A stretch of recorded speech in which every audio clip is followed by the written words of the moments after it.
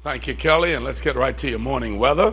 Of course, the big news today is Hurricane Earl. That was basically a non-event insofar as we are concerned here in the Bahamas. We really didn't feel anything from this system as far as weather is concerned. We've got some ocean, some rough seas, and there was occasionally some gusts a couple of days ago that was not even related to Earl. But again, we really didn't even know it went by us. It was so far to the east and is continuing well clear of the Abacos, well clear of the Bahamas. Here is its motion over the past 24 to 36 hours. You can see from down near the beginning down near the Turks and Caicos, and then riding up the eastern seaboard, this huge storm just stayed well clear of the Bahamas. Thanks be to God for sparing us from this very strong Category 4 storm this morning. And we're praying for our friends, neighbors in the eastern seaboard of the United States as we continue to watch this storm. Right behind is Fiona, and then of course Gaston. We'll tell you about Gaston a little later. Let's take a look at again, the size of Earl, and you can see the well-defined eye that's 30 miles thereabout wide, and lots of strong winds associated with this. Let me show you the size again and its motion over the past 12 hours or so. There is Abaco right here, and a few of the clouds that you see off the peripheral. In fact, as I looked out this morning north of Man of War Key and Guana and east of Hopetown, Elbow Key, you can see the gray clouds look like they're meeting with the ocean.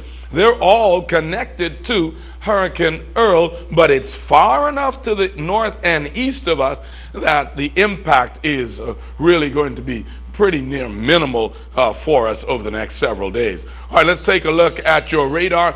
The radar summary, we're picking up a few isolated showers, a few thunderstorms. You can see down near Bimini again, one or two to the north of the Abacos. Then there's something just between the northeast Providence Channel here between Hole in the Wall and North Eleuthera.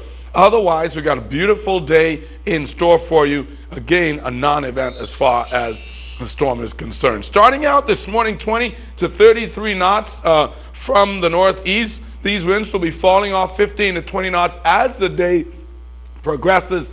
Conditions will improve. 15 to 20 knots in the nation's capital, northwest, Grand Bahama, pretty much the same. And in the southeast Bahamas, Fiona is not going to be impacting your conditions. You'll see 15 to 20 knots from the northeast as Fiona will be passing further east of the Bahamas than did Earl.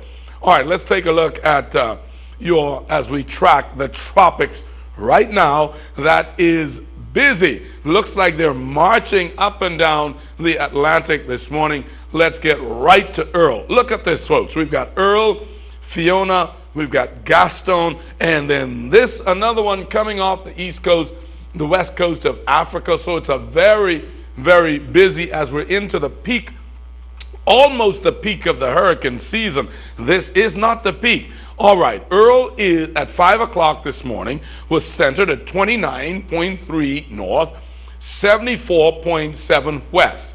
That places it north, the eye of the storm, northeast of Abaco, northeast of Nassau, pretty much north of Eleuthera.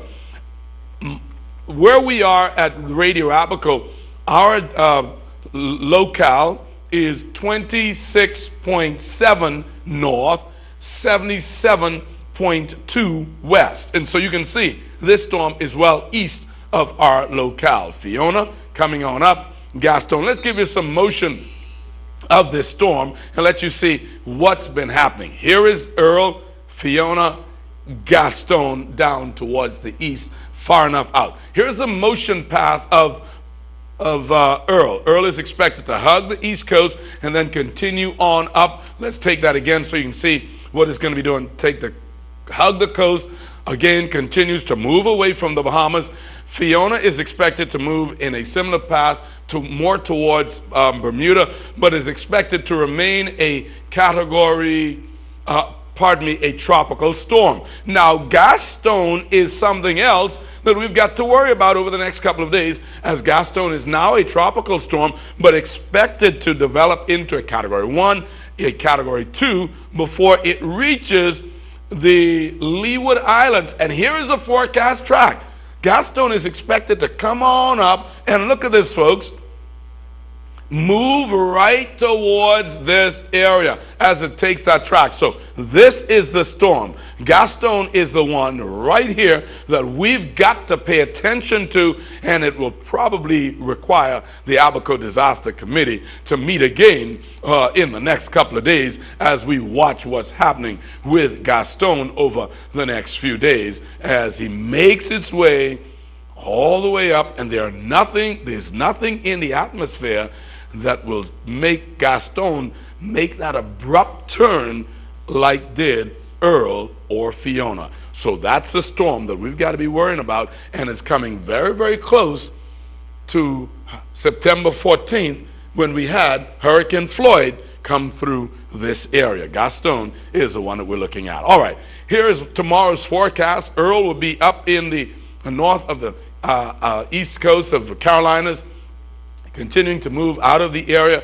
And the winds tomorrow, look at this, 10 knots south-southwest, 4 to 6 feet with mixed swells in the ocean. So coming across on the ferry, you'll have the ferry from Nassau to Sandy Point. You'll have some rolly conditions because there'll be some ocean swells, ragey conditions occurring. The nation's capital should see 10 knots south to southwest. Up and down the Bahama chain should be 10 knots. As we take a look at Saturday's winds, 10 to 15 knots from the south-southwest in Abaco, 5 to 10 knots variable in Nassau and Eleuthera, southern Eleuthera, and down to the southeast Bahamas. North Eleuthera, Spanish Wells, and Bryland, you should see some south to southwest, 10 to 15.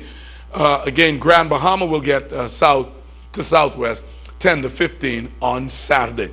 You can, if you missed the report this morning, you can look at the Abaco Disaster Committee's webpage, and you can get a current update of our weather just by logging in. If you Google search it, you'll find it on the Abaco Disaster Committee's webpage, and you'll be able to watch the weather if you've missed it today to see exactly what's going on. We'll upload to that site every day. Thanks again for tuning in to our Weather Center. I'm Silbert Mills.